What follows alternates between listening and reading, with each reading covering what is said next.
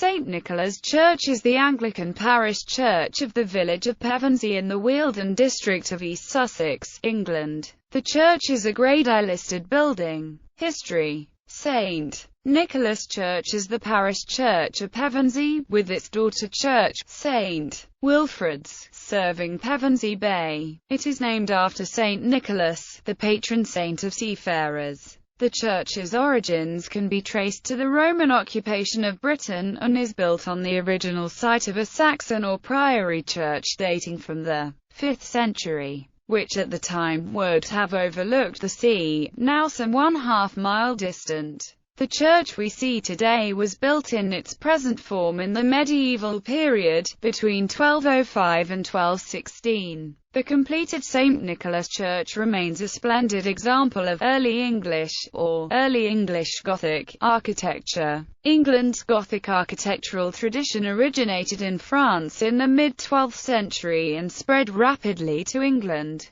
It is the plainest and closest to French building styles of the period. It is typified by the simplicity of its vaults and tracery, the use of lancet windows and smaller amounts of sculptural decoration than either Romanesque or later varieties of Gothic church building. St. Nicholas' size and relative grandeur reflect the importance of Pevensey as a major seaport at the time of its construction. Evidence suggests that it may have been intended to have been even larger by extending it to the west, but this was never carried out.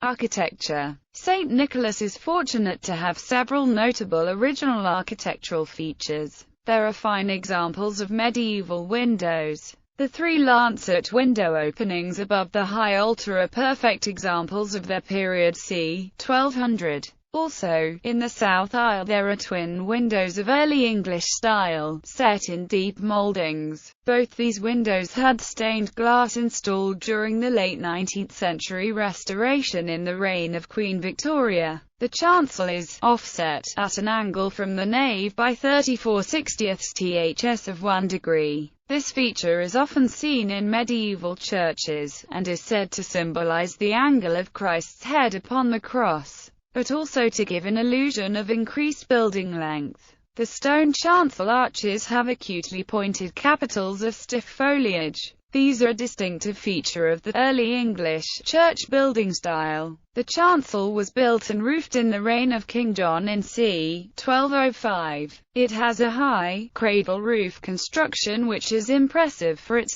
simplicity of hand-sawn and hand-jointed Sussex oak workmanship, and of great beauty. It was quite likely made by local shipbuilders. It shows uniform-shaped frames built and erected along a keel to form the internal framework and then overturned to form the arched roof. It is mostly original and has survived practically unchanged. The nave was built c. 1210 in the reign of King Henry LLL. One of the most conspicuous features in the nave are the double chamfered arches, 3 on the north and 5 on the south side. These are supported on columns which are alternately clustered, with quatrefoil designs, and octagonal. The clerestory windows are between the arches and not in the traditional place, which is to be above them. Cut into the pillars of the nave are 2 niches which held small sacred figures. The figures are likely to have been destroyed during the Protestant Reformation in the early 16th century.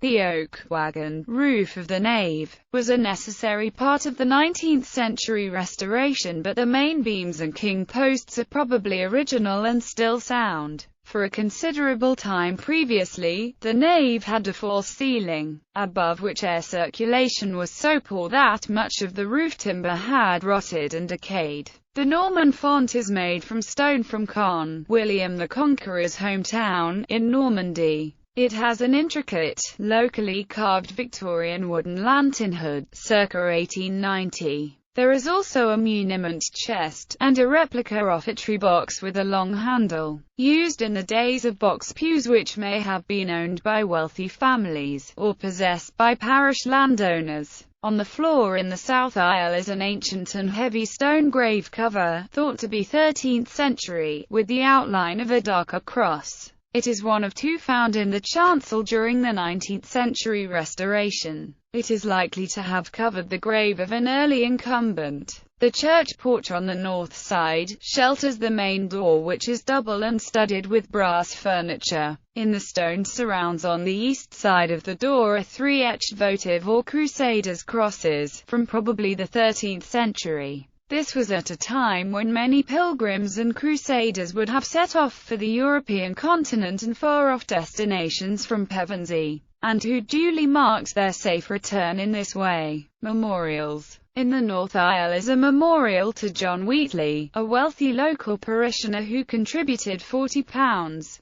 towards the cost of fitting out and preparing a ship in Pevensey to fight the Spanish Armada. There are war memorials to the fallen in 2 world wars close to the Boniface window. The Boniface family name, with its French roots going back to before the Crusades, became a well-known and long-established local family. The window was designed by Christopher Webb, a renowned church window artist whose work can also be seen in St. Albans Cathedral. Christopher Webb's father, Sir Aston Webb's portfolio of work included the design of Admiralty Arch in London and the facade of Buckingham Palace. Restoration. The earliest restoration works undertaken at the church are first recorded being made in 1587, 377 years after the building's construction, when the church is recorded as very much in decay for lacquer of timber and glass and other reparations. In Georgian times,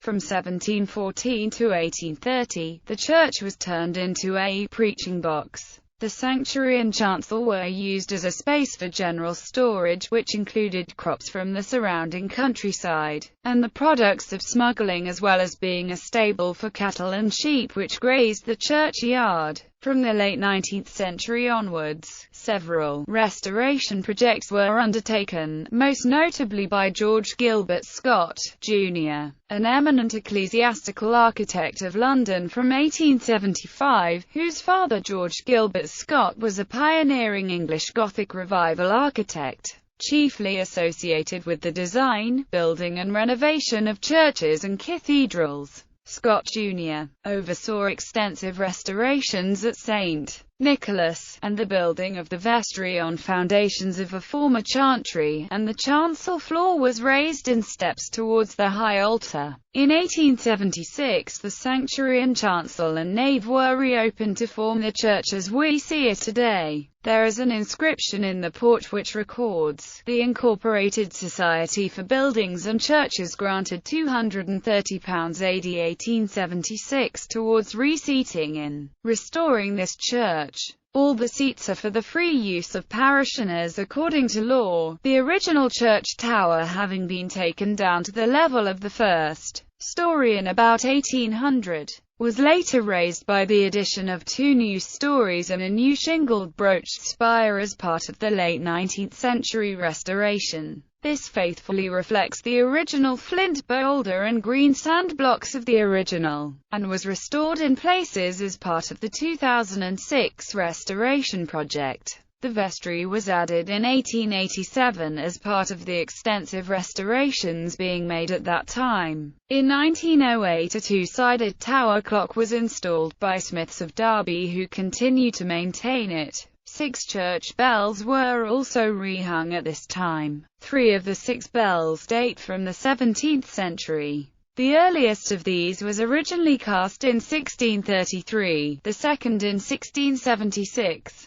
All are rung every week by our bell ringers. The bell chamber within the tower is accessed by a cast-iron Victorian spiral staircase. Uses. St. Nicholas Church was designated a Grade I listed building on 30 August 1966. Parish registers of births, marriages and deaths date from 1569. The early originals being with the East Sussex County Archives in the county town of Lewes. A full survey and record of the gravestones and memorials in St. Nicholas Church and Graveyard was made in 1995. A byproduct of the church's design and construction are its acoustics. In recent years, internationally known professional, London-based musicians from the Orchestra of the Age of Enlightenment the Royal Academy of Music and BBC Concert Orchestra, to mention a few, have played concerts in the church because they appreciate the exceptional clarity of the acoustics. It is the oldest building in Pevensey still used for its original purpose. It is used throughout the year for Christian worship using the Book of Common Prayer Forms of Service, published in 1662, and used ever since. Because of its attractive location, history and splendor, St. Nicolas is a popular venue for weddings, baptisms and funerals.